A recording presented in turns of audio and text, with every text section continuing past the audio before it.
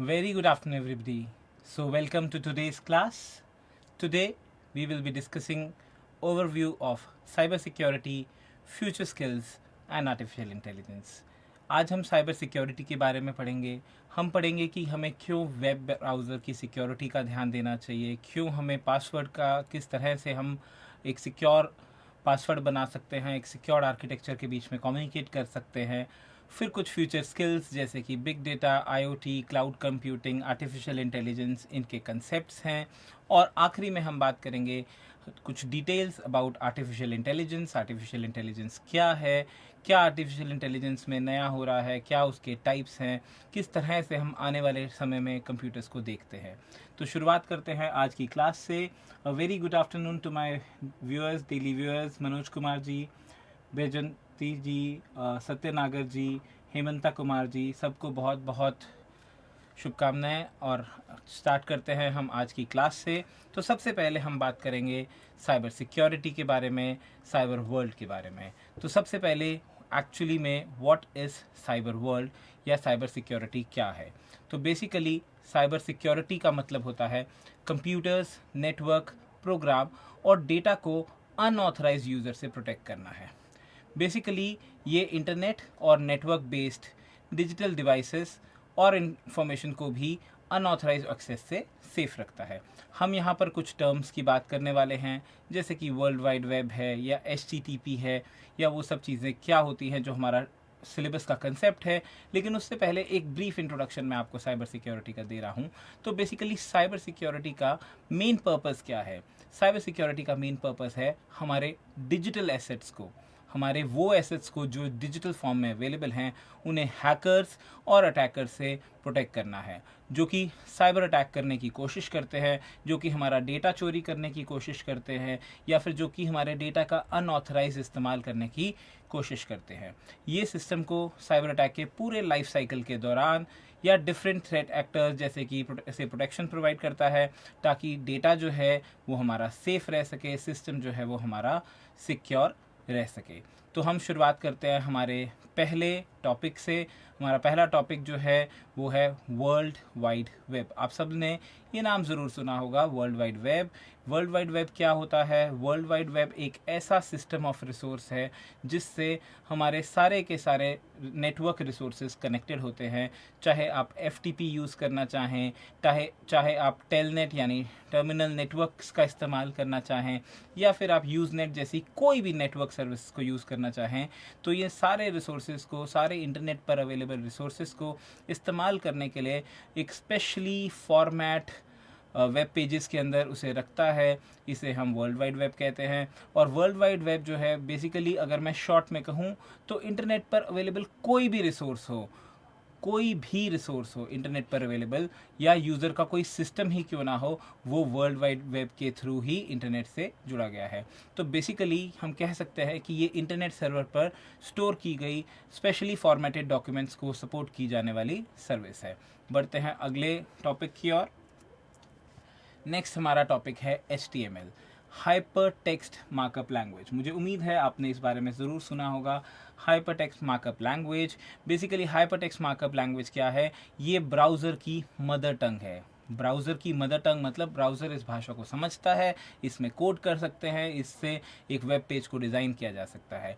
तो बेसिकली कह सकते हैं कि ये एक ऑथराइंग लैंग्वेज है जिसका यूज़ वर्ल्ड वाइड वेब पर डॉक्यूमेंट्स और वेब पेजेस को बनाने के लिए किया जाता है. तो हमने क्या कहा, हमें www से हर तरह का वेब पेज चाहिए, तो उसकी कोड करने के लिए जो मदर टंग है वो है हमारी HTML. हम कह सकते हैं कि HTML की हेल्प से हम इंटरनेट पर इंफॉर्मेशन को प्रॉपर्ली डिस्प्ले या फिर पब्लिश कर सकते हैं. तीसरा हमारा कंपोनेंट है साइबर वर्ल्ड का URL. वैसे तो हमने URL के बारे में पिछली क्लासेस में बात किया है जब हमने इंटरनेट एंड नेटवर्क चैप्टर पढ़ा था, चैप्टर नंबर 6. लेकिन यहाँ पर हम URL की बात कर रहे हैं सिक्योरिटी से रिलेटेड. तो सिक्योरिटी प्रोटोकॉल में अगला जो चीज़ हमारे टॉपिक में है वो है URL. और URL क्या है. URL इंटरनेट पर किसी भी डॉक्यूमेंट या रिसोर्स का एक यूनिक एड्रेस है. ये तो हमने उस दिन भी किया था कि कोई भी एक वेब पेज पे जाना है, तब हमने कहा था किसी भी एक वेब पेज पे जाना है तो हमें एक URL चाहिए. आज हम उसी की बात कर रहे हैं बट सिक्योरिटी की तरह से, कि इंटरनेट पर कोई भी डॉक्यूमेंट है, कोई भी रिसोर्स अवेलेबल है, तो उसका एक यूनिक एड्रेस होता है जिसे हम URL कहते हैं। तो इसकी हेल्प से हम किसी भी पर्टिकुलर वेब पेज या फाइल तक इजीली पहुंच सकते हैं। अगर सिंपल शब्दों में कहूँ तो URL क्या है? वेबसाइट का एड्रेस है जो हमें बताता है कि हमें एक्चुअली कहाँ जाना है।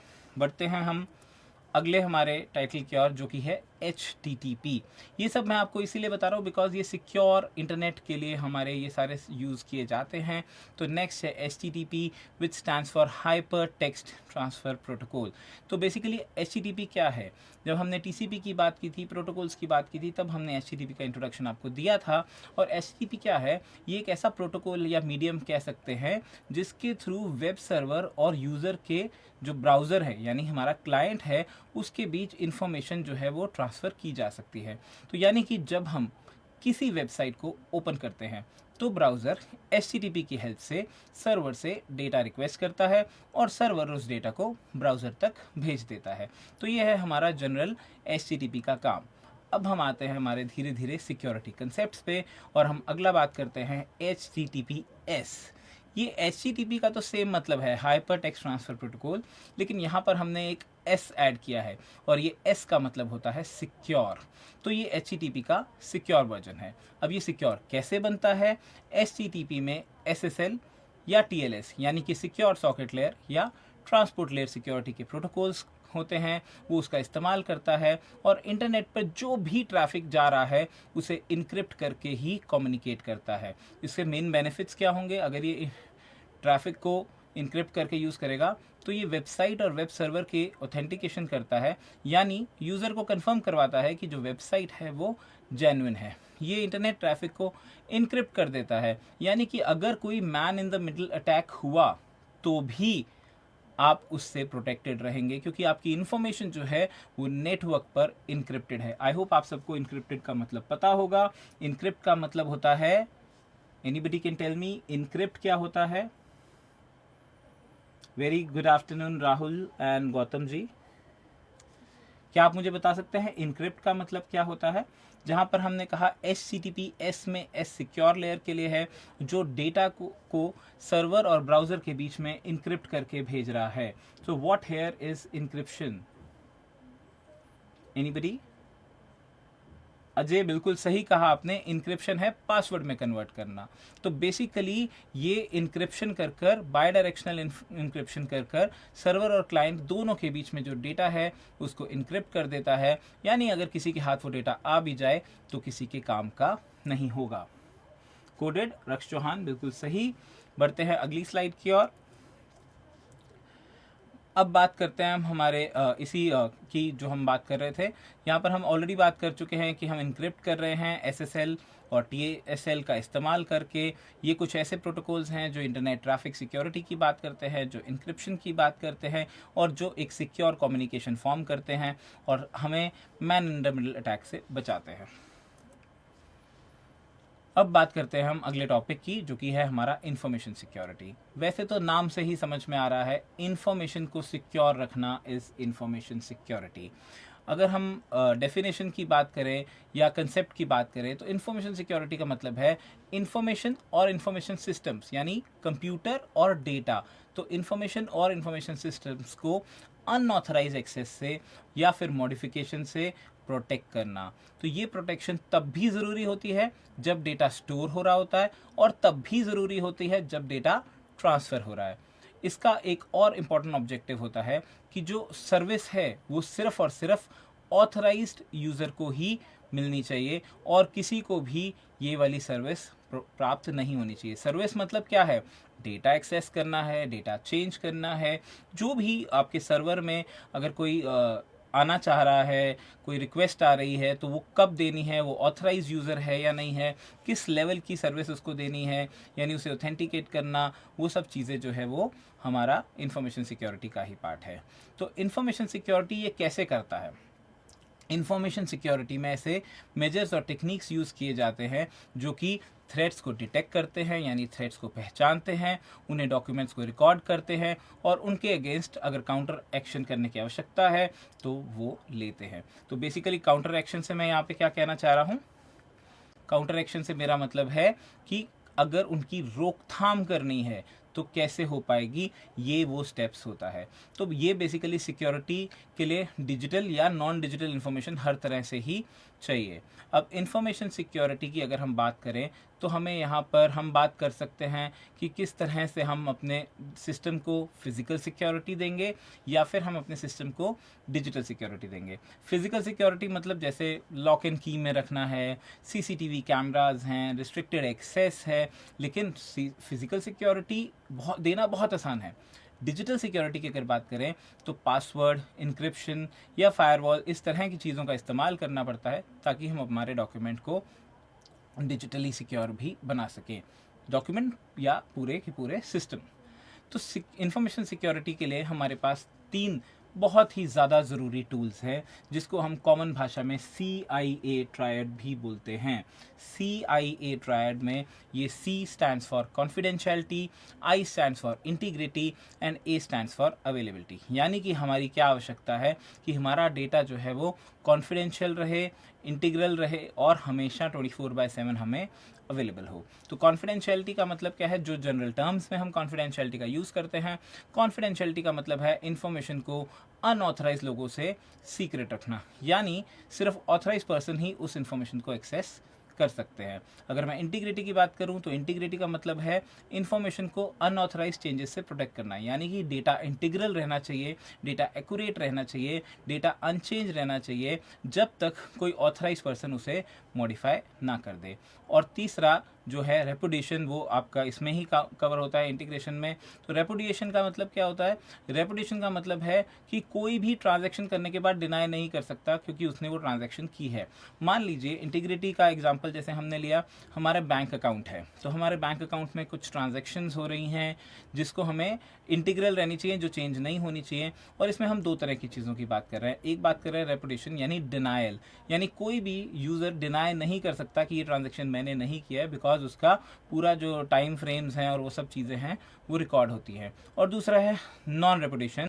नॉन रेपुटेशन का मतलब है कि नॉन डिनायल भी पॉसिबल नहीं है, यानी कोई पर्सन अपने किए हुए एक्शन या ट्रांजैक्शन के बाद में उसे डिनाई नहीं कर सकता, ना ही उसको कर सकता है ना नहीं कर सकता, यानी चेंजेस भी नहीं पॉसिबल और नॉन डिनायल भी पॉसिबल नहीं है। उसके बाद हम बात करते हैं अवेलेबिलिटी की। अवेलेबिलिटी का मतलब है कि इंफॉर्मेशन और सर्विसेज ऑथराइज यूज़र को जब भी ज़रूरत हो वो अवेलेबल होनी चाहिए। सिस्टम हमेशा एक्सेसिबल होना चाहिए। ऐसा नहीं होना चाहिए कि जैसे हमारा बैंकिंग सर्विसेज है, हमारा ईमेल सर्विसेज है, वो एक टाइम फ्रेम के लिए ही लिमिटेड हो। ऐसा क्यों है, why do I need availability 24/7? For security purpose. Basically अगर मान लीजिए आपका सिस्टम जो है, आपका नेट बैंकिंग है, वो सुबह से लेके शाम तक ही एक्सेसिबल है, तो जो थ्रेट होगा वो किस समय होगा, जब शाम को मान लीजिए 6 बजे तक अवेलेबल है तो 5:59 पे थ्रेट किया जाएगा, 5:59 पे अटेम्प्ट किया जाएगा, बिकॉज उसको जो आपका इंट्रूडर है या जो भी मैन इन द मिडल है या थेफ्ट करने की कोशिश कर रहा है, उसके पास बहुत टाइम होगा और आपको वो मैसेज, वार्निंग्स और वो सब चीज़ें नहीं मिलेंगी क्योंकि आपका कंटेंट आपके पास 24/7 अवेलेबल नहीं है। तो यही इंफॉर्मेशन सिक्योरिटी के 3 टूल्स हैं। आपको कॉन्फिडेंशियल डेटा चाहिए, आपको इंटीग्रल डेटा चाहिए और आपको डेटा 24/7 अवेलेबल चाहिए। Anybody wants to add something to this, आप कर सकते हैं, अदरवाइज हम अगले टॉपिक की ओर बढ़ते हैं जो कि है हमारा साइबर सिक्योरिटी। यानी यहाँ पर हम बात कर रहे हैं साइबर सिक्योरिटी इंपॉर्टेंट क्यों है, हम इंफॉर्मेशन सिक्योरिटी, साइबर सिक्योरिटी ये सब चीज़ें क्यों पढ़ रहे हैं। साइबर सिक्योरिटी इंपॉर्टेंट है क्योंकि ये हमारी इंपॉर्टेंट इंफॉर्मेशन और सिस्टम को क्रिमिनल्स और अटैकर्स से प्रोटेक्ट करता है जो डेटा को चोरी या डैमेज करने की कोशिश करते हैं। साइबर सिक्योरिटी मेनली किन चीज़ों को प्रोटेक्ट करता है, सबसे पहले यहाँ पर मेंशन है सेंसिटिव डेटा। सेंसिटिव डेटा क्या है, ऐसी इंफॉर्मेशन जो बिल्कुल पर्सनल या सेंसिटिव होती है, जैसे किसी का रेशियल कैटेगरी या उसका एथनिक ओरिजिन या उसका पॉलिटिकल ओपिनियन या उसका रिलीजियस बिलीफ या सेक्सुअल ओरिएंटेशन, या कोई चाहे तो अपना हेल्थ डेटा को भी सेंसिटिव मान सकते हैं, यानी शेयर करना नहीं चाहते। इनकम टैक्स रिलेटेड डिटेल्स हैं, प्रॉपर्टी टैक्स इन्फॉर्मेशन है, तो ये सब उसकी सेंसिटिव इन्फॉर्मेशन है जो साइबर सिक्योरिटी के थ्रू सेफ रखी जाती है। और दूसरा है PII। PII stands for personally identifiable information. ये ऐसी इंफॉर्मेशन है जिससे किसी पर्सन की आइडेंटिटी की जा सकती है। जैसे अगर आपका नाम किसी को पता है, फ़ोन नंबर है, व्हीकल नंबर है, ड्राइविंग लाइसेंस नंबर है, आपकी फ़ोटोग्राफ अवेलेबल है, आपका एड्रेस है, आपका वॉइस सैम्पल है, आपका डेट ऑफ बर्थ या प्लेस ऑफ बर्थ है, या आपके सिस्टम का आईपी एड्रेस, आपकी क्वालिफ़िकेशन, आपका रोल नंबर एक्सेट्रा। अब बेसिकली ये जो चीज़ों को मैंने यहाँ पर पॉइंट आउट किया है, ये बहुत ही ज़्यादा पर्सनली आइडेंटिफाइबल इन्फॉर्मेशन है। आपको याद होगा, कभी भी आप कस्टमर केयर पर बात करते हैं बैंक से रिलेटेड या कहीं किसी और तरह के वेंडर से, तो वो आपकी कुछ बेसिक इन्फॉर्मेशन को आपसे कंफर्मेशन लेते हैं। तो अगर किसी इंट्रूडर के पास, किसी हैकर के पास आपकी ये इन्फॉर्मेशन अवेलेबल है, इसका मतलब उसके पास आपका पूरा अकाउंट का या पूरा फाइनेंशियल जो भी एक्सेस है वो हो सकता है। तो ये होते हैं हमारे वो सब चीज़ें जो हमारी पर्सनली आइडेंटिफाइबल इन्फॉर्मेशन है, जो हमें सेफ रखनी चाहिए। उसके बाद हम बात करते हैं PHI which is protected health information के बारे में। अब ये प्रोटेक्टेड हेल्थ इन्फॉर्मेशन क्या है? हमारी हेल्थ रिलेटेड इन्फॉर्मेशन, जैसे हमारी फिजिकल और मेंटल हेल्थ कैसी है, हम कौन से हॉस्पिटल में विजिट करते हैं, कौन से डॉक्टर क्लिनिक के पास जाते हैं, कौन से डेंटिस्ट के पास जाते हैं, नर्सिंग होम्स के पास हमारा डेटा है, फार्मासिस्ट के पास हमारा डेटा है, एम्बुलेंस के पास हो सकता है हमारा डेटा हो, या उसकी ड्राइवर डिटेल्स एक्सेट्रा एक्सेट्रा। तो ये सब चीज़ें भी हमारी PHI में कवर होती हैं, which is protected health information. उसके बाद हम बात करते हैं नॉर्मल पर्सनल इन्फॉर्मेशन की, जैसे हमारे ऑफिस की लोकेशन, हमारे क्रेडिट कार्ड की डिटेल्स, जो हम नॉर्मली फीड करते रहते हैं हर जगह, बट वो भी हमारी पर्सनल इन्फॉर्मेशन होती है। उसके बाद जो साइबर सिक्योरिटी है वो किसे सेव रखती है? हमारी इंटेलेक्चुअल प्रॉपर्टी को। इंटेलेक्चुअल प्रॉपर्टी मतलब ऐसी चीज़ें जो किसी पर्सन की ओरिजिनल क्रिएशन होती हैं, जैसे फोटोग्राफ हो सकती है, उसकी पर्सनल वीडियो हो सकती है, उसकी रिसर्च, उसकी थीसिस, उसके एल्गोरिदम्स, यानी कुछ भी उसने इस तरह का रिसर्च किया है जो उसकी इंटेलेक्चुअल प्रॉपर्टी है, वो उसे सेफ रखनी है। फिर हम बात करते हैं डेटा। डेटा कोई भी चीज़ हो सकती है, कोई भी डिजिटल इन्फॉर्मेशन जो कि कंप्यूटर या नेटवर्क के माध्यम से स्टोर की गई है, वो भी हमारी सेफ रहनी चाहिए। और आखिरी में हम बात करते हैं गवर्नमेंट या इंडस्ट्री इन्फॉर्मेशन सिस्टम की, यानी कि गवर्नमेंट और इंडस्ट्रीज़ के पास भी हमारी बहुत सारी इन्फॉर्मेशन है, जिसको साइबर अटैक जो है वो सेफ रखने से, साइबर अटैक्स जो है उसे सेफ से हटाते हैं, यानी उसकी सेफ्टी को नुकसान पहुंचा सकते हैं। इसका कोई एग्जांपल अगर आप इनमें से कोई मुझे देना चाहें, जैसे कि कोई साइबर थ्रेट रिसेंटली हुआ हो, कोई रैंसमवेयर अटैक हुआ हो, किसी भी तरह का कोई अगर अटैक की आप मुझे इन्फॉर्मेशन देना चाहें तो आप दे सकते हैं। कोई भी आपने रिसेंट 1-2 साल, 4 साल, 5 साल में सुना हो तो आप इसकी बात यहाँ ज़रूर कर सकते हैं। फॉर एन एग्जांपल मैं आपको 1-2 इन्फॉर्मेशन, 1-2 थ्रेट्स याद करवा देता हूँ। जैसे कुछ साल पहले हमने सुना था हमारा एम्स का डेटा जो है वो रैंसमवेयर अटैक में चला गया था, यानी उनके पास जितना भी पुराना डेटा था, उनके किस किस तरह के डिजीज़ उस पर उन्होंने क्या रिसर्च किए हैं, किस तरह के उनका रहा है, सारी इन्फॉर्मेशन जो थी, पेशेंट्स की इन्फॉर्मेशन थी, वो सब चीज़ों का जो डेटा था वो चोरी हो गया था। कुछ टाइम पहले सिमिलर हमने एयर इंडिया में भी सुना था, एयर इंडिया का भी डेटा का कॉम्प्रोमाइज़ हुआ था। तो बेसिकली ये सब चीज़ें जो है, इसी की हम बात कर रहे हैं कि हमारे लिए क्यों इम्पॉर्टेंट है, क्योंकि हर तरह से हमें हमारे डेटा को सेफ रखना है। तो इसीलिए हम शॉर्ट में इस पर्टिकुलर स्लाइड के बारे में कह सकते हैं कि साइबर सिक्योरिटी का मेन गोल है कि हम इंफॉर्मेशन और सिस्टम को अनऑथराइज एक्सेस, थेफ्ट और डैमेज से प्रोटेक्ट कर सके। तो ये था हमारा साइबर सिक्योरिटी के बारे में। अब हम आगे बात करते हैं सिक्योर ब्राउजिंग के बारे में। यस व्यूअर्स, मुझे कोई भी पुराना एग्जाम्पल नहीं मिला है जो थ्रेट्स आप लोगों ने सुने हों जब भी आप नेटवर्क से जुड़े हुए थे, या वैसे भी आप नॉन टेक्निकल भी रहे हैं तो भी आपने सुना होगा एम्स के थ्रेट के बारे में, एयर इंडिया के थ्रेट के बारे में।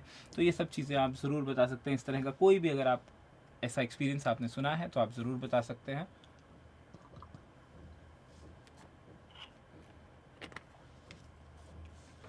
जब तक आप हमें ये शेयर करते हैं, हम स्टार्ट करते हैं हमारे नेक्स्ट टॉपिक से। बहुत ही छोटे छोटे टॉपिक्स हैं, लेकिन मैं आपको बता दूं आज के जो ये टेस्ट है इसमें प्रैक्टिकली ज़्यादा होने से ज़्यादा पार्ट नहीं है, जितना क्वेश्चंस में ज़्यादा पार्ट है, जितना हमें यूजेज में ज़्यादा पार्ट है। कंसेप्चुअली आपको वो समझने हैं आज के टॉपिक्स, ताकि आप उसके क्वेश्चंस के आंसर्स भी अच्छे से दे सकें। और ये नींव है हमारे एक सिक्योर नेटवर्क की, एक सिक्योर करियर की, जिसपे हम काम जो है वो सिक्योरिटी से करें, हमारा डेटा लॉस ना हो, और इमर्जिंग ट्रेंड्स को हम पढ़ेंगे ताकि हम समझ पाएंगे कि आने वाले टाइम में हमें क्या चीज़ जानने की आवश्यकता है। बहुत अच्छा रक्ष जी ने बताया हमें। साइबर स्वच्छ भारत जो है एक कैंपेन है सर्टेन का। सर्टेन हमारी एक इंडिया की ऑटोनोमस बॉडी है, ministry of electronics and IT की, जो कि सिक्योरिटी रिलेटेड काम करती है, नेटवर्क सिक्योरिटी का काम करती है। बहुत अच्छा, वेरी गुड। सर्टेन बिल्कुल computer emergency response team. Next move करते हैं सिक्योर ब्राउजिंग की और सिक्योर ब्राउजिंग में सबसे पहले हम बात कर रहे हैं वेब ब्राउज़र के कुछ सिक्योर फीचर्स की। वेब ब्राउज़र सभी लोग यूज़ करते हैं, हमने डिस्कस भी किए हैं, जैसे गूगल क्रोम, मोजिला फायरफॉक्स, हमारे पास एज है, माइक्रोसॉफ्ट एज है, एक्सेट्रा एक्सेट्रा। तो सिक्योर ब्राउजिंग का बेसिकली मतलब क्या है, हमें आवश्यकता क्या है। हम चाहते हैं, देखिए ज़्यादातर हम डेटा कहाँ पर दे रहे हैं, ब्राउज़र्स के थ्रू। तो हम चाहते हैं हमारा जो ब्राउजिंग है वो बहुत ज़्यादा सिक्योर होनी चाहिए। तो सिक्योर ब्राउजिंग का मतलब है इंटरनेट को सेफ़ तरीके से यूज़ करना। वेब ब्राउज़र्स में कुछ इंपॉर्टेंट फीचर्स होते हैं जो इंटरनेट को यूज़ करने में हेल्प करते हैं। सबसे पहले है हमारे पास मल्टीपल विंडोज़ या टैब्स का ऑप्शन।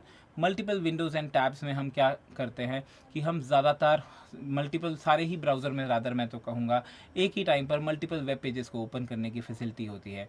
ये पेजेस अलग अलग ब्राउज़र विंडोज़ या सेम विंडो के डिफरेंट टैब्स में ओपन किए जा सकते हैं। दूसरा है रिफ़्रेश और स्टॉप बटन। हमारे ब्राउज़र्स में रिफ़्रेश को यूज़ करके करंट वेब पेज को दोबारा अपलोड करने की या दोबारा डाउनलोड करने की मैं कहूँगा ऑप्शंस अवेलेबल होती हैं। स्टॉप बटन है जो कि वेब पेज को लोड करने के या प्रोसेस होने के लिए रोकने के काम आता है। उसके बाद हमारे पास होम बटन होता है। होम बटन किस लिए काम आता है, होम बटन ब्राउज़र पर क्लिक करने से ब्राउज़र डायरेक्ट यूज़र के डिफ़ॉल्ट होम पेज जो उसने सेटिंग्स प्रोवाइड किए हैं वहाँ चला जाता है। और आखिरी में हम बात कर रहे हैं पॉपअप ब्लॉकर्स की। बहुत ज़्यादा जो वेबसाइट्स वेब ब्राउज़र्स हैं उसमें पॉपअप ब्लॉकर का ऑप्शन होता है। और वो किस लिए यूज़ किया जाता है, वो यूज़ किया जाता है अनवांटेड विंडोज़ या एडवर्टीजमेंट्स को ऑटोमेटिकली ओपन होने से रोक देने के लिए। बेसिकली किसी भी प्रकार का कोई अनवांटेड ऑप्शन होगा तो वो नहीं आएगा और ये सेफ़ ब्राउजिंग में आपको बहुत हेल्प करेगा। उसके बाद हम बात करते हैं वेब ब्राउज़र के टाइप्स की। तो जैसे मैंने आपसे कहा वैसे तो हम वेब ब्राउज़र के टाइप्स आप लोगों ने सभी काफ़ी लोग यूज़ किए हैं, लेकिन अगर हम एग्जामिनेशन पॉइंट ऑफ व्यू से बात करें तो कई बार हमें ऐसे कुछ क्वेश्चंस आ जाते हैं कि कौन सा है, कौन सा ब्राउज़र कब आया था। तो सबसे पहले हमारे पास इंटरनेट एक्सप्लोरर है। ये माइक्रोसॉफ्ट का ब्राउज़र है, 1995 में आया था। और उसके बाद 1998 में नेटस्केप की पॉपुलैरिटी काफ़ी हो गई और काफ़ी और कॉमनली यूज़ ब्राउज़र हमें मिलने लगे। फिर हमारे बात करते हैं सफारी की। ये एक वैसा वेब ब्राउज़र है जो हमें एप्पल इनकॉर्पोरेशन ने दिया था। ये मैक ओएस में इंक्लूडेड होता है और इसका फर्स्ट बीटा वर्जन जो था वो जनवरी 2003 में रिलीज़ हुआ था। सफारी लेटेस्ट वेब टेक्नोलॉजीज़ जैसे XHTML या CSS2 इन सब चीज़ों को सपोर्ट करता है। उसके बाद चलते हैं अगले वेब ब्राउज़र की ओर। मुझे पूरी उम्मीद है कि आप ये सब वेब ब्राउज़र्स के बारे में जानते हैं। बिल्कुल Raksh ji, we will come on privacy settings, don't worry. और मैं बात कर रहा था, मुझे पूरी उम्मीद है आप इन सब वेब ब्राउज़र्स के बारे में जानते हैं। But examination point of view से कहूँ तो आपको क्या याद रखने की ज़रूरत है, आपको याद रखने की ज़रूरत है कि वो ब्राउज़र किस कंपनी से मिला था और किस ईयर में पॉपुलर रहा। तो फायरफॉक्स जो है ये हमारा मोजिला का ब्राउज़र है, मोजिला फायरफॉक्स के नाम से जाना जाता है। ये 2004 में रिलीज़ हुआ था और धीरे धीरे इंटरनेट पर सेकेंड मोस्ट पॉपुलर ब्राउज़र बन गया था। उसके बाद है Google Chrome as a name tells us, Chrome ये हमारा गूगल द्वारा डेवलप किया गया एक वेब ब्राउज़र है। इसका बीटा और कमर्शियल वर्जन जो थे वो सितंबर 2008 में माइक्रोसॉफ्ट विंडोज़ के लिए रिलीज़ हुए थे और जल्दी ही ये सबसे वाइडली यूज वेब ब्राउज़र बन गया था। इसके वर्जन जो हैं वो मैक ओएस के लिए भी अवेलेबल हैं और इसके ब्राउज़र जैसे ऑप्शंस जैसे सफारी जैसन या विंडोज़ एक्सप्लोरर 7 भी यूज़ किए जा सकते हैं। उसके बाद हम बात करेंगे बाकी के ब्राउज़र की। तो हमारे पास कुछ ऐसे ब्राउज़र्स हैं जैसे ओपेरा है, नेटस्केप है, ये सब भी इंटरनेट ब्राउजिंग के काम आते हैं। बढ़ते हैं अगली स्लाइड की ओर। यहाँ बात कर रहे हैं हम URL के बारे में। वैसे तो हमने लास्ट क्लास में बात की है, फुल फॉर्म की भी बात की है, लेकिन फिर वही बात है, हम यहाँ सिक्योरिटी की बात करेंगे।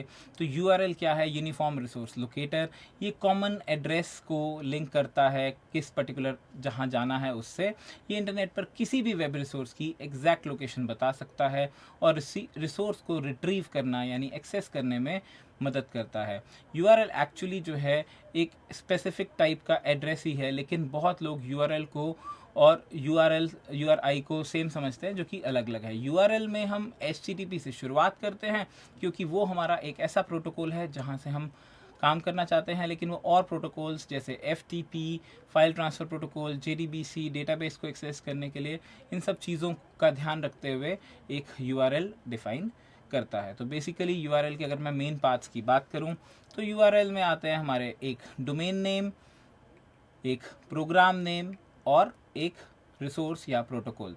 तो डोमेन नेम क्या है, ये सर्वर का, वेब सर्विस का एड्रेस हो सकता है। प्रोग्राम नेम की बात करें तो ये सर्वर का पार्ट फाइल हो सकता है या रिसोर्स का एग्जैक्ट लोकेशन हो सकता है।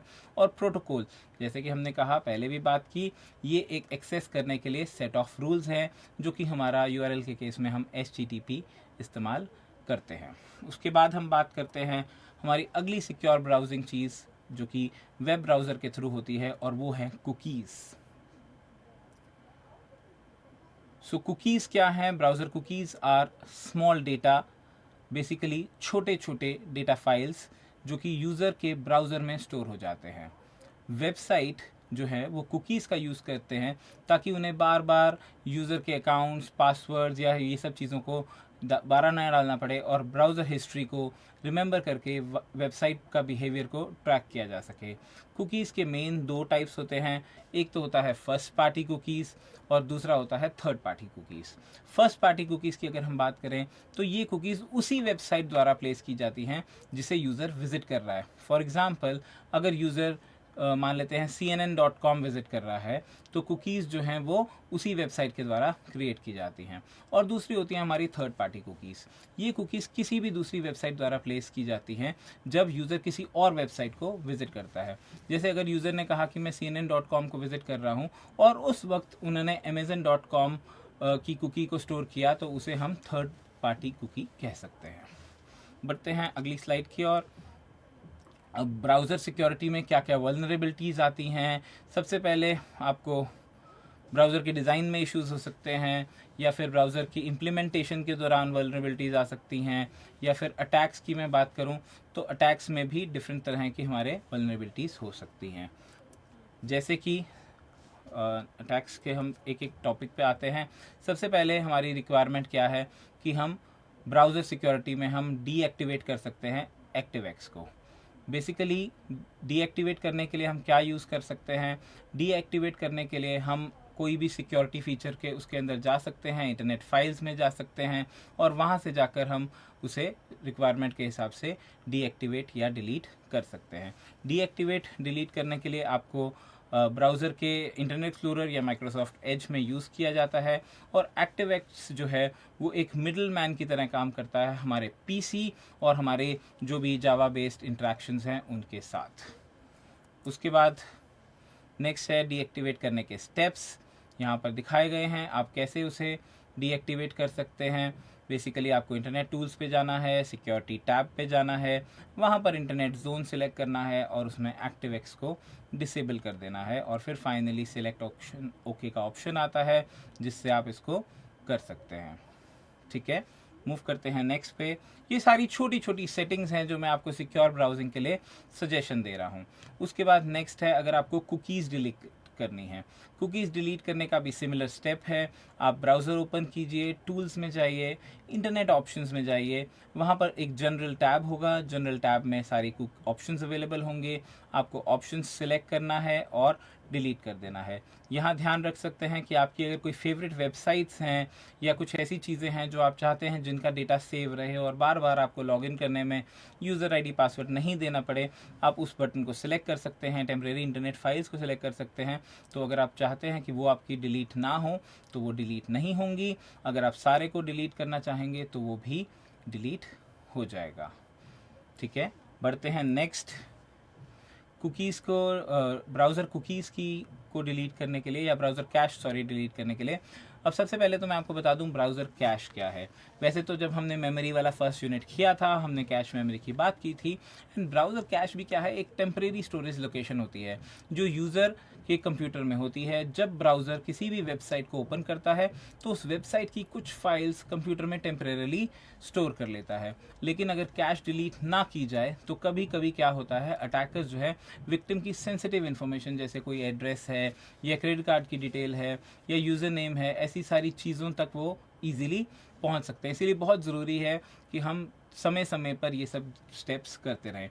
देखिए, ये जो मैं आपको स्टेप्स बता रहा हूँ ये आपको पीरियोडिकली ज़रूर करने चाहिए अपने ब्राउज़र को सेफ बनाने के लिए। हाँ, अगर आप पर्सनल कंप्यूटर यूज़ कर रहे हैं तो आप इन स्टेप्स का जो पीरियड है वो बढ़ा सकते हैं, लेकिन अगर आप प्राइवेट कंप्यूटर यूज़ नहीं कर रहे हैं, पब्लिक डोमेन में, लैब्स में या इंटरनेट कैफ़ेज़ में अगर आप कुछ भी काम करके आए हैं, ऑनलाइन अपनी बैंकिंग यूज़ किया है या कुछ डिटेल्स एक्सेस किए हैं, तो आई सजेस्ट कि ये चीज़ आप वहाँ पर करके ही आएँ, सो दैट आपका किसी भी प्रकार की कोई भी इंफॉर्मेशन जो है वो वहाँ पर ना रह जाए।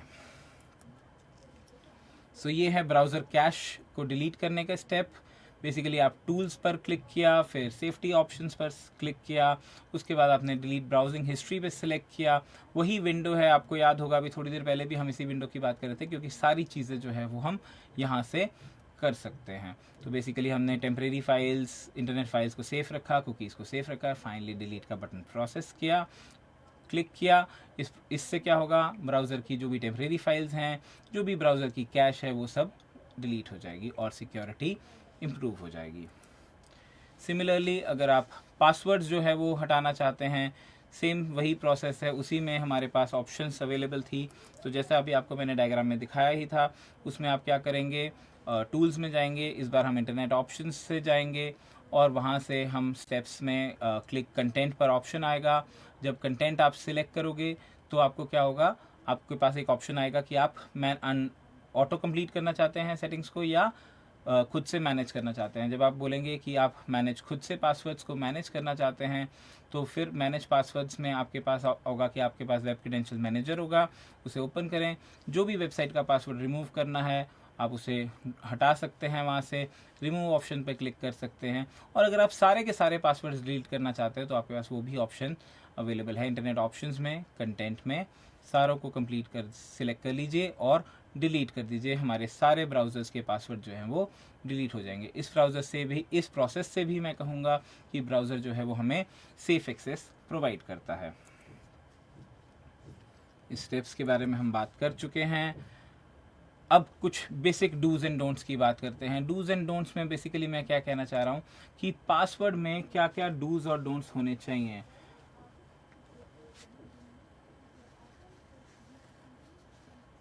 जीतू जी ने कुछ क्वेश्चन पूछा था जो मुझे लगता है शिवम ने आंसर कर दिया है। HTTP was hyper text transfer protocol, and यहाँ HTML की बात भी कर रहे थे। देखिए जीतू जी, दोनों चीज़ों की बात हो रही थी। एक हमारा लैंग्वेज है, मदर टंग है ब्राउज़र की, जिसको हम HTML बोलते हैं, हाइपर टेक्स्ट मार्कअप लैंग्वेज, और एक है हमारा प्रोटोकॉल यानी सेट ऑफ रूल्स, जिससे हम एक वेब पेज से दूसरे वेब पेज पे, रिसोर्स पे ट्रेवल करते हैं, जिसको हम HTTP बोलते हैं।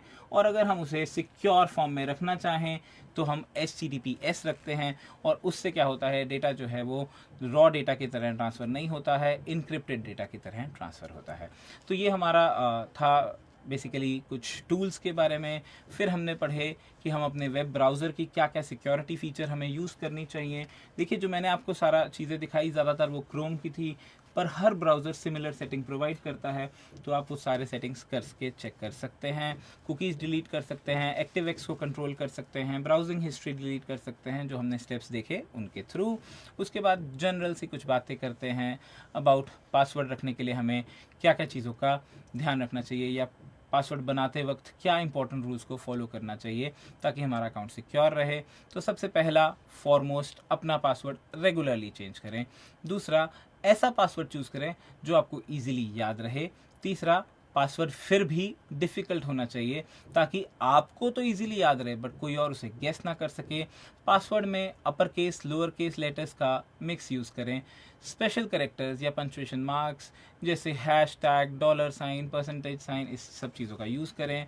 अगर आपका कोई सॉन्ग या पोएम जो है वो फेवरेट है तो आप उसकी लाइन को भी एज पासवर्ड रख सकते हैं। रादर यहाँ जैसे मैंने एग्जांपल भी लिया है, do you know the way to Saint Johns, तो do you know the way to Saint Johns का हमने पहला कैरेक्टर्स जो है वो रख लिया है पासवर्ड में, जो कि गेस करना DYKTWTSJ बहुत इजी नहीं है। तो पासवर्ड भूलने की सिचुएशन के लिए सिक्योरिटी क्वेश्चंस को इनेबल करें। तो इससे ये है हमारे पासवर्ड के डूज, यानी ये सब चीज़ों का हम ध्यान रखें एक पासवर्ड को सिलेक्ट करने के दौरान।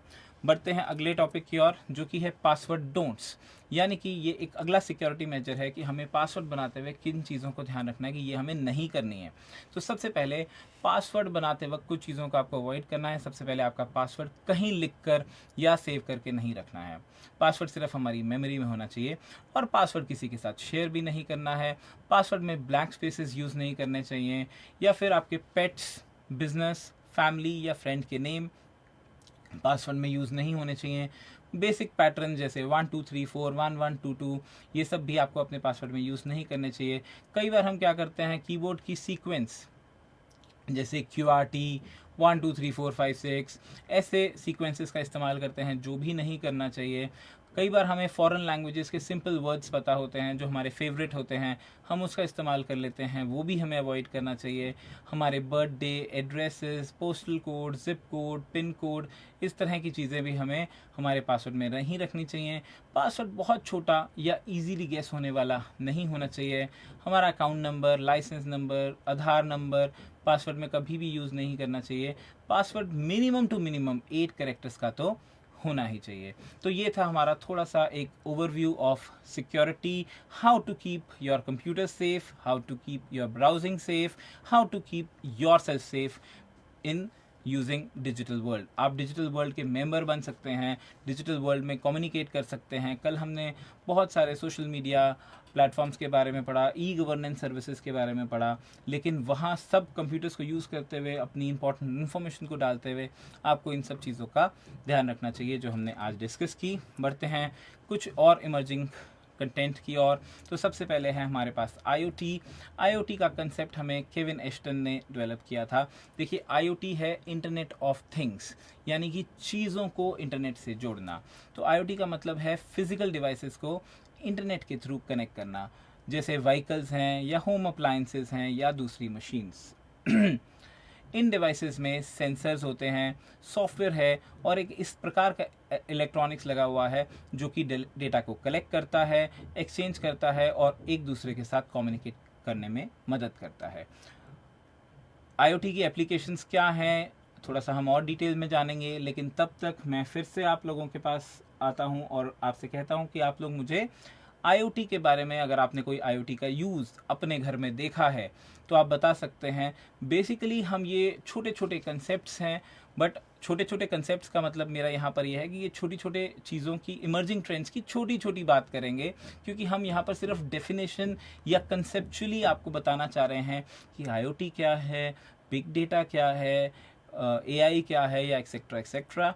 तो बेसिकली जब तक मैं आपको IoT एग्जांपल्स दे रहा हूँ और आपको IoT के बारे में बता रहा हूँ, अगर आप भी मुझे तब तक थोड़ा थोड़ा IoT के बारे में कुछ टाइप करके बता सकें तो I will be very happy to see that. So basically continue करता हूँ। सिंपल वर्ड्स में अगर मैं कहूँ तो IoT क्या है?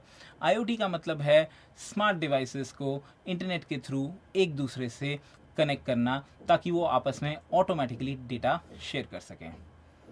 IoT की एप्लीकेशंस की बात करें तो IoT में हमारे पास, हरिया प्लीज़ आंसर दे दीजिए। मैं चाहता हूँ मेरे बोलने से पहले आप लोग IoT की कोई एप्लीकेशन बताएं। सभी लोगों के IoT यूज़ हो रहा है घरों में, कहीं ना कहीं, किसी ना किसी फॉर्म में।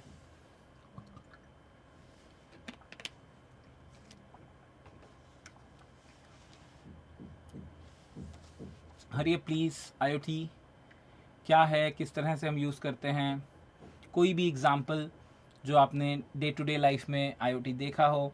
चलिए तो स्टार्ट करता हूँ आगे IoT एप्लीकेशन से। तो सबसे पहले हमने क्या बात की, वेरिएबल टेक्नोलॉजीज़ के बारे में। Alexa, very good, I was waiting for that answer Shivam. So basically I will come to Alexa also. तो सबसे पहले हम बात करते हैं variable technology.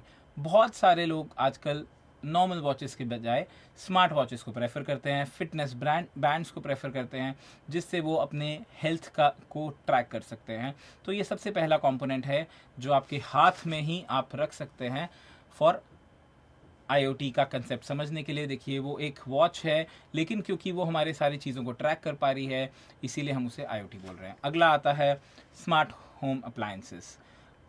Smart home appliances क्या हैं? Smart lights, smart ACs, security system या इंटरनेट से कंट्रोल होने वाले डिवाइसेस। इसका मैं एक जनरल एग्जांपल आपको दे सकता हूँ। Oh very good, remote controlling of home appliances. Ajay ji बिल्कुल सही कहा, लेकिन यहाँ मैं थोड़ा सा ऐड करना चाहूँगा, नॉर्मल रिमोट कंट्रोलिंग नहीं, अगर आप मोबाइल से कंट्रोल कर सकते हैं, यानी रिमोट प्लेस से आप कहना चाह रहे हैं, तो आप बिल्कुल करेक्ट कह रहे हैं। सो बेसिकली किसी भी प्रकार का आपके पास स्मार्ट लाइट है, कोई एसी है, या कोई स्मार्ट सिक्योरिटी सिस्टम है जो इंटरनेट से कंट्रोल किया जा सकता है, वो हम यहाँ पर रखेंगे।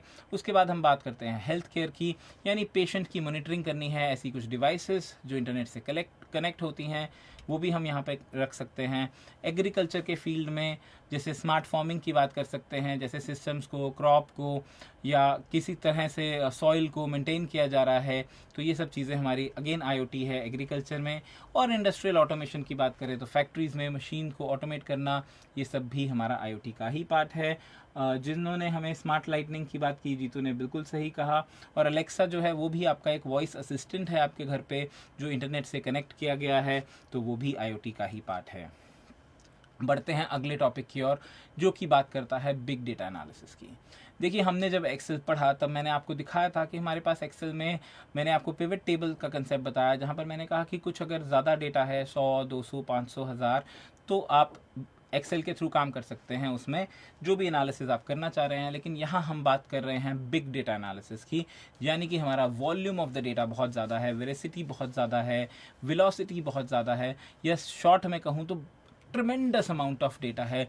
कई टेराबाइट छोड़ देते हैं, पेटाबाइट, योटाबाइट, इतना डेटा है। फॉर एग्जांपल, जितना डेटा आप खुद जनरेट कर रहे हैं डिफरेंट सोशल मीडिया प्लेटफॉर्म्स पे, आपको शायद पता होगा या आपने कहीं ना कहीं सुना होगा कि कितना डेटा ट्रिमेंडसली बढ़ रहा होगा। फॉर एग्जांपल, अगर मैं फेसबुक की बात करूं तो हर मिनट में शायद 6000 से ज़्यादा फ़ोटोज़ अपलोड होती हैं, 8 से 10,000 के बीच में लोगों के कमेंट्स आते हैं, और 15 से 20,000 के बीच में हर मिनट में लोग लाइक करते हैं एक दूसरे की फ़ोटोज़ को, एक्सेट्रा एक्सेट्रा। तो आप इमेजिन कर सकते हैं कि डेटा जो है किस तरह से बढ़ रहा है और किस तरह उसको एनालाइज़ किया जा सकता है ह्यूज वॉल्यूम को। ये हमारा होता है big data. Big data analysis का मतलब है बहुत बड़े डेटा को एनालाइज करना। ये एक ऐसा प्रोसेस है जिसमें लार्ज अमाउंट ऑफ डेटा को कलेक्ट, ऑर्गेनाइज या एनालाइज किया जाता है, ताकि हम हिडन पैटर्न्स को समझ सकें, हम को रिलेशंस को समझ सकें, हम मार्केट ट्रेंड्स को समझ सकें, और उस डेटा में से एक यूज़फुल इन्फॉर्मेशन बाहर निकाली जा सके। अगर मैं सिंपल शब्दों में कहूँ तो बिग डेटा एनालिसिस का यूज़ इंपॉर्टेंट इंसाइट्स निकालने के लिए होता है, जो ऑर्गेनाइजेशंस करती हैं ताकि वो एक डिसीजन मेकिंग कर सकें। फॉर एग्जांपल, अगर मान लेते हैं कि कंपनी जो है वो फ़ोन का प्रोडक्ट लॉन्च कर रही है, तो उससे क्या होगा, उनकी किस तरह की मार्केट आउटरीच है, कितना उनका फ़ोन डिस्कस हो रहा है, किस तरह के उनको इनपुट्स मिल रहे हैं, इससे वो अंडरस्टैंड कर सकेगी कि कितनी क्वांटिटी में उसे प्रोड्यूस करके मार्केट में स्टार्ट करना चाहिए।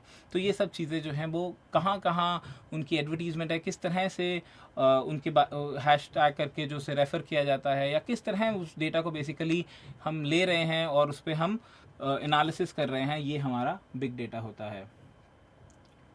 वेरी गुड, आपके मुझे रिस्पॉन्सेज मिल रहे हैं जीतू जी आईओटी के बारे में, but we are now talking about big data.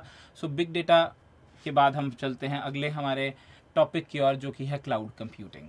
देखिए, क्लाउड कंप्यूटिंग कंसेप्ट क्या है। क्लाउड कंप्यूटिंग का मतलब है डेटा और प्रोग्राम्स को कंप्यूटर के हार्ड ड्राइव की जगह इंटरनेट पर स्टोर करना। अभी तक हम कहाँ स्टोर कर रहे थे, हमारे अपने सिस्टम पर, लेकिन हमारे अपने सिस्टम पर स्टोर करने से क्या होगा, हमें उस डेटा को मैनेज करना पड़ेगा। देखिए, कई बार ट्रिमेंडस अमाउंट ऑफ डेटा होता है, तो हमें डेटा सर्वर्स रखने पड़ेंगे, रेड इम्प्लीमेंट करना होगा, स्टोरेज को इस तरह से मैनेज करना होगा, जो कि हमारे लिए फिजिकली पॉसिबल नहीं है। तो ज़्यादातर हम क्या करते हैं, हम क्लाउड सर्विसेज का इस्तेमाल करते हैं। तो यहाँ क्लाउड क्या है, क्लाउड एक तरह का इंटरनेट का मेटाफोर ही है। इंटरनेट का मेटाफोर मतलब इंटरनेट की ही बात कर रहा हूँ, बट बेसिकली स्टोर हो कैसे रहा है। तो क्लाउड एक सिंबॉलिक टर्म है, जिसका मतलब है डेटा ऑनलाइन सर्वर पर स्टोर हो रहा है और इंटरनेट के थ्रू उसे एक्सेस किया जा सकता है।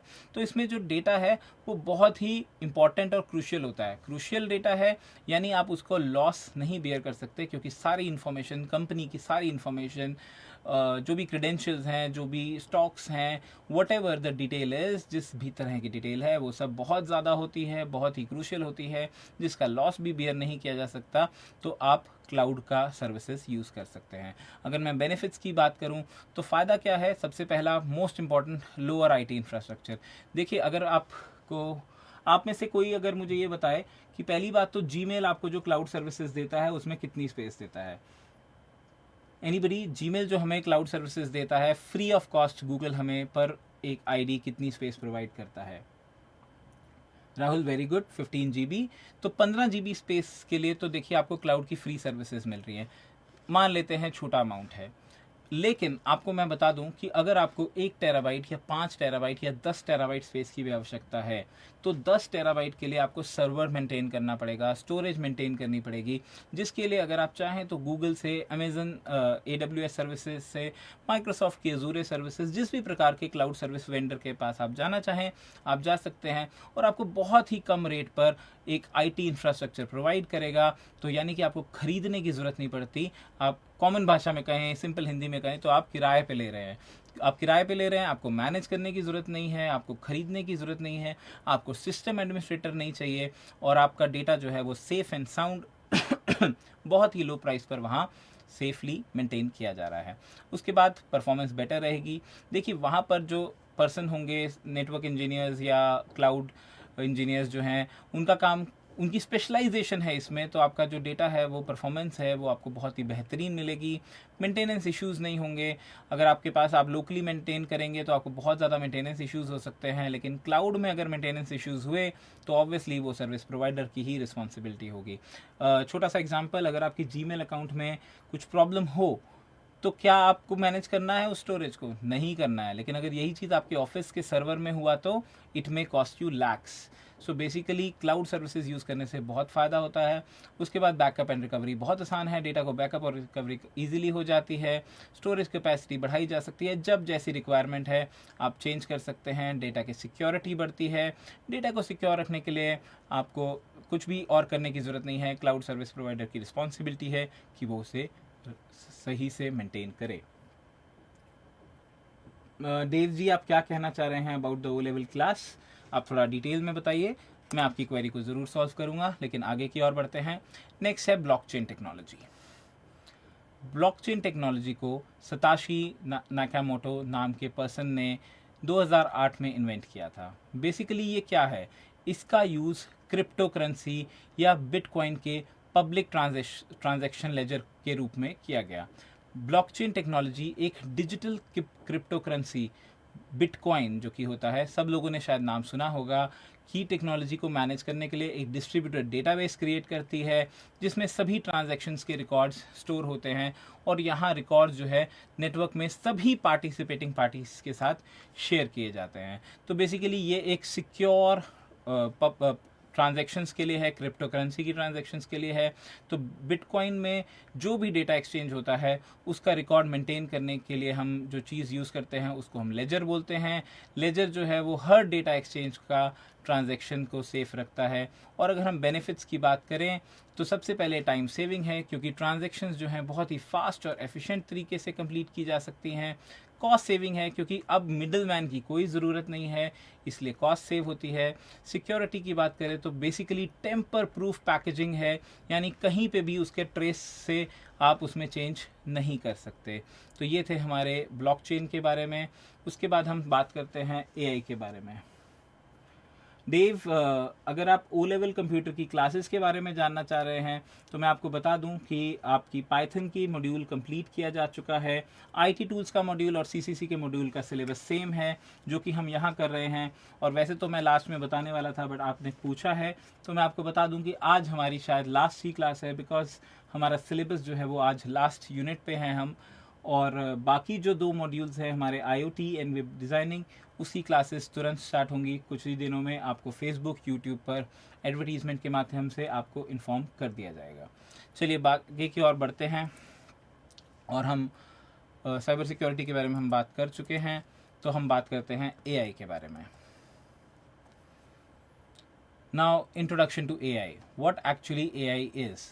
आर्टिफिशियल इंटेलिजेंस, जैसे कि नाम हमें सजेस्ट कर रहा है। इंटेलिजेंस तो है, मशीनों को हम सोचने की कोशिश तो कर रहे हैं समझने का, उसे हम दे रहे हैं इंफॉर्मेशन, बट आर्टिफिशियल है। तो आर्टिफिशियल इंटेलिजेंस क्या है? एक ऐसी टेक्नोलॉजी है जिसमें कंप्यूटर्स और मशीन को इस तरह से हम डिज़ाइन करते हैं कि वो इंसानों की तरह सोच सकें, सीख सकें और डिसीजंस भी ले सकें। तो सिंपल वर्ड्स में मैं कहूँ तो बेसिकली हम क्या कर रहे हैं, हम मशीन को इंटेलिजेंट बनाकर उनसे ऐसा काम करवाने की कोशिश कर रहे हैं जिसमें थिंकिंग की कैपेसिटी हो, लर्निंग की कैपेसिटी हो और डिसीजन मेकिंग की अगर ज़रूरत है तो उसकी भी कैपेसिटी हो। तो बेसिकली इन सारी चीज़ों को, इन सारी सर्विसेज को अगर हम कंप्यूटर में फीड कर पा रहे हैं, उसको इतना इंटेलिजेंट बना पा रहे हैं, तो इस तरह की टेक्नोलॉजी को हम आर्टिफिशियल इंटेलिजेंस कहते हैं। So basically if I talk about, just a second please, if I talk about artificial intelligence, तो आर्टिफिशियल इंटेलिजेंस क्या है कि वी कैन से कि ये हम एक मशीन को क्रिएट कर रहे हैं, और एक ऐसी मशीन को क्रिएट कर रहे हैं जो कि एक्चुअली एज इफ उसके पास इंटेलिजेंस है। They are not actually alive, वो एक्चुअली अलाइव तो नहीं है बट नेचुरली स्मार्ट हैं। वो इस तरह से डिज़ाइन किए गए हैं कि वो किसी भी टास्क को परफॉर्म कर सकें जिसमें थिंकिंग, लर्निंग या डिसीजन मेकिंग की रिक्वायरमेंट हो। यानी वो सब क्षमता जो कि ह्यूमंस में है वो हम इसमें डाल रहे हैं। तो इसका एक छोटा सा एग्जाम्पल के तौर पर मैं आपको समझाता हूँ। तो समझ लीजिए कि आपका एक दोस्त है जो धीरे धीरे आपके बारे में सब कुछ सीख रहा है और वो आपकी सारी चीज़ों को याद रख रहा है। आपको क्या पसंद है, क्या आपको पसंद नहीं है, और बिना बार बार पूछे आपके डेली टास्क में आपको हेल्प करता है। तो ये एआई को हम ह्यूमन से कंपेयर कर रहे हैं कि ह्यूमन जैसे आपका दोस्त हो सकता है, ऐसे ही आपका एआई है, वो भी आपका एक दोस्त की तरह है। तो यहाँ पर मैंने एक थोड़ा इंटरेक्टिव सा एग्जाम्पल लिया है। आप भी मुझे कोई एग्जाम्पल दे सकते हैं एआई का।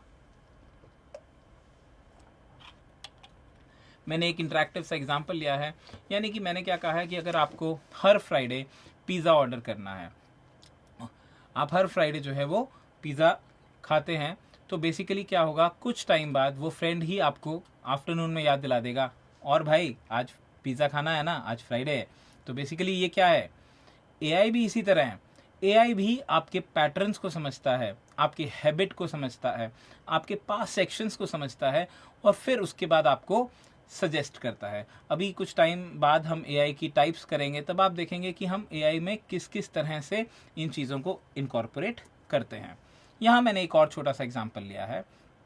मान लेते हैं कि आप हर रोज़ सुबह 7 बजे उठते हो, तो आपका फ्रेंड क्या करता है, आपकी हैबिट को समझ रहा है कि आप सुबह 7 बजे उठते हैं, तो वो ऑटोमेटिकली आपके घर के कर्टन्स जो हैं वो उसे खोल देता है ताकि आपको उठने में मदद हो सके। तो ये भी एक तरह का क्या है, एआई ही है, क्योंकि वो फ्रेंड आपकी हैबिट्स को समझ रहा है, एआई भी आपकी हैबिट्स को समझ रहा है और प्रेफरेंसेस को लर्न कर रहा है। यहाँ लर्न का मतलब क्या है, यहाँ लर्न का मतलब है आपके पास्ट एक्शन, आपने कोडिंग नहीं की है। देखिए नॉर्मल सिस्टम और एआई बेस्ड सिस्टम में फ़र्क क्या है कि यहाँ पर आपके पास्ट एक्शन, पास्ट चॉइसेस को ऑब्जर्व किया गया है, यानी आप क्या करते हो, आपको क्या पसंद है, उसके बाद एआई ने उससे पर्टिकुलर इन्फॉर्मेशन से कुछ कन्वीनियंट इन्फॉर्मेशन को निकाला है और आप तक उसने पहुँचाया है। इसीलिए कहा जाता है कि एआई आजकल हर जगह है। AI is everywhere. कोई ऐसा पार्ट नहीं है जहाँ पर हमारा एआई जो है वो यूज़ नहीं हो रहा है। जैसे आपने अभी कुछ लोगों ने बात की थी एलेक्सा के बारे में। क्या करती है एलेक्सा, आप उससे वॉइस असिस्टेंट है, आप उससे अलार्म सेट करवा सकते हैं, आप उससे बात कर सकते हैं, कोई म्यूज़िक प्ले, वेदर फोरकास्ट। तो बेसिकली क्या है, अगर आपका कुछ एक्टिविटी ऐसा रहा है, आप उसे बोलते हैं म्यूज़िक प्ले कीजिए, तो वो म्यूज़िक प्ले करेगा जो बहुत टाइम से आप कई बार रेपिटेटिवली सुनते हैं। क्यों? क्योंकि उसने आपकी हैबिट को पहचाना है। सो बेसिकली ये है हमारा एआई। कहाँ कहाँ किस किस तरह से हम यूज़ कर सकते हैं। तो सबसे पहला एग्जांपल तो हमारा क्या था, एआई इन वॉइस असिस्टेंट्स। तो जैसे मैंने आपसे कहा, वॉइस असिस्टेंट्स जैसे सिरी, अलेक्सा या गूगल असिस्टेंट्स हैं, तो वो आपके क्वेश्चंस को आंसर कर सकता है, आपके लिए रिमाइंडर सेट कर सकता है, म्यूज़िक प्ले कर सकता है, और यहाँ तक कि ह्यूमन की तरह एक्ट करने के लिए वो आपको जोक भी सुना सकता है। तो बेसिकली जो भी आप अपनी नेचुरल लैंग्वेज में कहते हैं वो उसे समझता है और अकॉर्डिंगली रिस्पॉन्ड करता है। तो कुछ लोगों ने एआई का एग्जाम्पल लिया था, मुझे पूरी उम्मीद है आप लोगों ने AI में एलेक्सा का एग्जांपल लिया था या सिरी, ये सब डिवाइसेस मुझे पूरी उम्मीद है कि आप लोग यूज़ कर चुके होंगे, देख चुके होंगे, और इसमें कैसे इंटरेक्टिव काम किया जाता है वो भी देखा होगा। उसके बाद बात करते हैं फेस रिकॉग्निशन की, यानी जो हमारे फ़ोन में कई बार हम फेस लॉक्स लगा लेते हैं। तो फेस रिकॉग्निशन में क्या है, वो भी बेसिकली AI का यूज़ ही है। वो आपके फ़ोन में आपके फेस को पहचान कर आप उसे अनलॉक कर सकते हैं। ये कब पॉसिबल है, ये क्यों पॉसिबल है, बेसिकली ये इसलिए पॉसिबल है क्योंकि AI आपके फेस के फीचर्स जैसे आईज़ की पोजीशनिंग, नोज़ की पोजीशनिंग, फेस की शेप, इन सब को एनालाइज कर लेता है और उस फॉर्म को डिजिटल फॉर्मेट में स्टोर कर लेता है। जब आप फ़ोन के सामने आते हो तो AI आपके फेस को मैच करता है, और अगर मैच हो जाए तो फ़ोन को ऑटोमेटिकली अनलॉक कर देता है। उसके बाद हम आते हैं AI रिकमेंडेशन सिस्टम्स में। रिकमेंडेशंस जैसे कि यूट्यूब, नेटफ्लिक्स एक्सेट्रा। तो AI क्या करता है, AI आपके पसंद के शोज़, आपके पसंद के वीडियोज़ को एनालाइज करता है और फिर सिमिलर तरह का कंटेंट आपको सजेस्ट करता है। ये सिस्टम आपकी प्रेफरेंसेस को लर्न करता है, यानी आप क्या देखते हो, क्या समझ आपको पसंद है, क्या आपको चाहिए, वो उसे समझता है और उसके हिसाब से आपकी सर्च हिस्ट्री के हिसाब से आपको रिकमेंड करता है। जैसे कि यूट्यूब हो गया, जिसमें आपको ऐसे वीडियो सजेस्ट किए जाते हैं जिस प्रकार के पहले आपने देखे हैं, या नेटफ्लिक्स में आपको ऐसी मूवीज़, ऐसी शोज़ रिकमेंड किए जाते हैं जो आपके इंटरेस्ट के अकॉर्डिंग है। इसका मेन पर्पस है कि यूज़र को उनकी पसंद की चीज़ें दिखाना। एक और AI का एग्जांपल लेते हैं, सेल्फ ड्राइविंग कार्स। AI तो सेल्फ ड्राइविंग कार्स में भी यूज़ होता है। मुझे उम्मीद है आप लोगों ने रील्स में, वीडियोस में कहीं ना कहीं सेल्फ ड्राइविंग कार्स ज़रूर देखी होंगी। तो AI क्या है, AI सेल्फ ड्राइविंग कार्स में भी यूज़ किया जाता है, जो कार को ऑटोमेटिकली ड्राइव करने में हेल्प करता है। AI कार के सेंसर्स और कैमरा की हेल्प से रोड, ट्रैफिक सिग्नल्स और बाकी की कारों को डिटेक्ट करता है और फिर उससे एनालाइज करता है कि सेफ ड्राइविंग डिसीजंस कैसे लेने हैं, जैसे स्पीड कैसे कंट्रोल करनी है, ब्रेक कब लगाना है, etcetera etcetera. Jeetu ji, very right answer, voice assistant भी AI ही है। उसके बाद बात करते हैं AI की हेल्थ केयर के बारे में। हेल्थ केयर में हमने पहले भी डिस्कस किया है, जैसे डॉक्टर्स को डिजीज़ डिटेक्ट करवाने में हेल्प करना, मेडिकल इमेजिंग को समझना, मेडिकल इमेजिंग को एनालाइज करना, या पेशेंट के डेटा को एनालाइज करके उसे बेटर ट्रीटमेंट सजेशंस देना, या फिर मेडिसिन मैनेजमेंट या पेशेंट मॉनिटरिंग, ऐसे सारे सॉफ्टवेयर्स को कंट्रोल करना। ये सब चीज़ें भी हम AI के माध्यम से कर सकते हैं।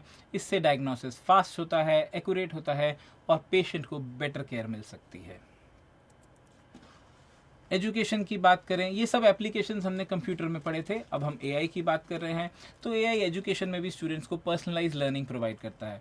ये स्टूडेंट्स की लर्निंग स्पीड और परफॉर्मेंस को एनालाइज करता है और एक basically online learning platform provide करता है, जिससे स्टूडेंट को एक रिकमेंडेशन मिल सके, उसे क्या पढ़ना है, टीचर के असाइनमेंट को चेकिंग करना, स्टूडेंट की प्रोग्रेस को ट्रैक करना, ये सब AI के थ्रू पॉसिबल है। बहुत सारे ऐसे टूल्स हैं जो इंटरेक्टिव लर्निंग के लिए, एजुकेशन के लिए यूज़ किए जाते हैं। उसके बाद एग्रीकल्चर की बात करें तो क्रॉप मॉनिटरिंग करना, फार्मर्स को क्रॉप की मॉनिटरिंग करनी है या सॉइल की कंडीशन को एनालाइज करना है, कुछ डिसीजंस लेने हैं, कब इरिगेशन की रिक्वायरमेंट है, कितने मैन्योर की रिक्वायरमेंट है, किस तरह के पेस्ट्स हैं, इसलिए क्या स्टेज है, किस तरह से कितनी मेडिसिन की रिक्वायरमेंट है, या स्मार्ट इरिगेशन सिस्टम, कब पानी चाहिए हमारे क्रॉप को। इस तरह की एफिशिएंट एग्रीकल्चर फार्मिंग के लिए हम AI का इस्तेमाल कर सकते हैं। अब आते हैं हम एक्चुअल डेफिनेशन की ओर। अभी तक हम AI कंसेप्ट्स की काफ़ी बात कर रहे हैं। ChatGPT शिवम जी ने बिल्कुल सही कहा। Kinds of AI they will be discussing in next 5 minutes, just please wait. So basically हम एक डेफिनेशन की बात करते हैं, science and engineering of making intelligent machines, specially intelligent computers is AI। आपको मैं बता दूं कि ये जो स्टेटमेंट है ये मिस्टर जॉन मैककार्थी की थी, जो कि फादर ऑफ AI है। उसके बाद हम बात करते हैं AI की एवोल्यूशन के बारे में। तो देखिए, AI 1950s का कंसेप्ट है। उसके बाद 1955 में जॉन मैककार्थी ने ये टर्म दिया था, आर्टिफिशियल इंटेलिजेंस। तब कंप्यूटर भी उतने प्रोमिनेंट नहीं थे जब सर ने ये टर्म के बारे में बताया। उसके बाद 1974 में कंप्यूटर्स ज़्यादा पॉपुलर हुए, फास्टर हुए, अफोर्डेबल हुए। 1980 में एक्चुअली जो AI का कंसेप्ट था आपको जनरेशन्स में पढ़ाया गया था कि 1980 में 5th जनरेशन स्टार्ट हुई थी। तब हमारा एआई का कंसेप्ट सिस्टम्स में आया और उसके बाद 2000 के बाद तो हम उसमें रोज़ नया कुछ ना कुछ इन्वेंशंस कर ही रहे हैं। बट अभी आपको मैं दिखाऊंगा कि अभी भी हमारा काम कंप्लीट नहीं हुआ है and we have not reach the point जहां पर हमें जाना है। तो बेसिकली अगर हम टाइप्स ऑफ एआई की बात करें तो नैरो एआई है, जनरल एआई है और सुपर एआई है। थोड़ा सा डिटेल हम करेंगे, बहुत ज़्यादा डिस्कस नहीं है हमारे सिलेबस में। लेकिन नैरो एआई बेसिकली क्या है, एक ऐसा स्पेसिफिक टास्क को करने के लिए डिज़ाइन किया जाता है, जैसे फेस रिकॉग्निशन किया, जैसे वॉइस असिस्टेंट किया,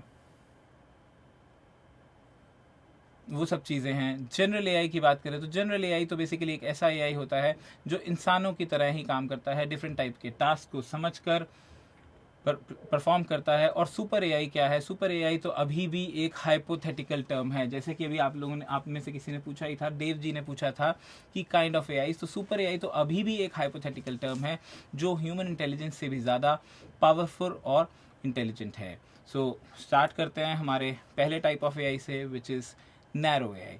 देखिए नैरो एआई क्या है, नैरो एआई एक टाइप का आर्टिफिशियल इंटेलिजेंस है जो सिर्फ एक या कुछ स्पेसिफिक टास्क ही परफॉर्म कर सकता है।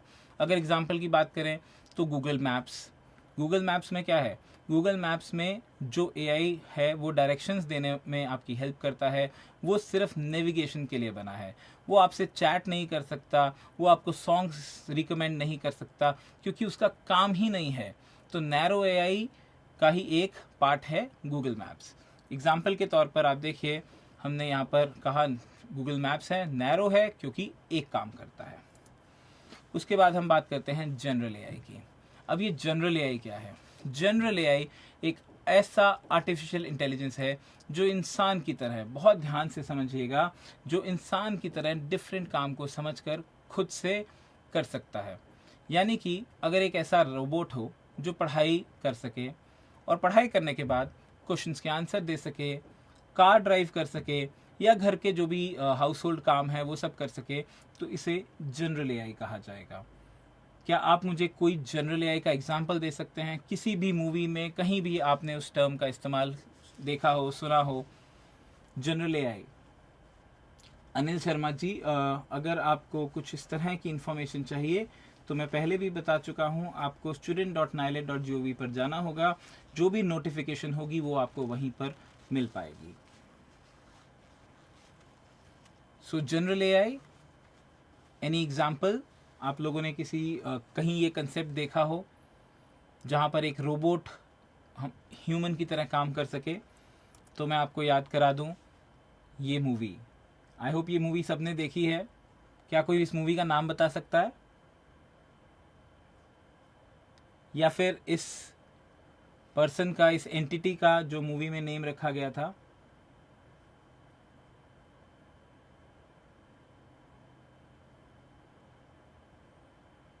अरे प्लीज़ बताइए, ये कौन है, इसे किस मूवी का ये पार्ट थे, और क्या हम इसे नैरो एआई से बढ़कर जनरल एआई की तरह देख सकते हैं?